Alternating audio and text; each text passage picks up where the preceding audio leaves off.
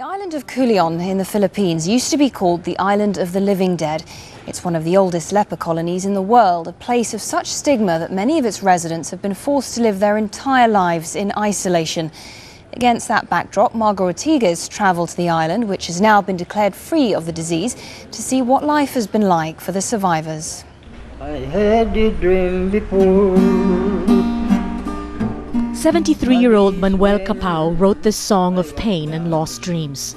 A gifted guitar player, he lost his fingers and was sent here at 18. Like many others, struck with leprosy.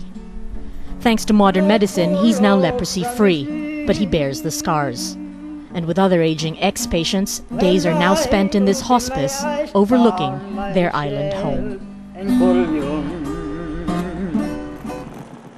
Culion, the island itself bears a scar, a health warning to all that they were approaching a leper colony, what was known as the Island of the Living Dead. Hilarion Guia has been here since the 50s. He was 8 years old, the sixth afflicted child of 9 siblings. By instinct, I think I already had the idea that I have something to hide, without knowing that I was affected with leprosy. Guia recalls that the island itself was split into two, the left side for those considered untouchable, and the right for the indigenous, unafflicted residents. Even in death, they were kept apart.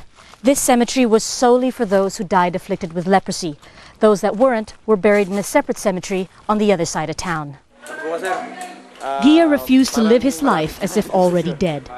He studied and became a teacher, one of the longest serving on Culion. Determined to change people's mindset, he worked to turn the leper colony into a proper town with legal standing and rights for its citizens. In that declaration, that all men must be created equal, we must be a part of that we are also created equal to others.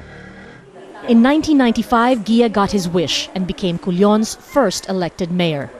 Today, 20,000 people live here, 60% of them under 45. All of them free of the leprosy virus. There are just over 100 ex-patients left.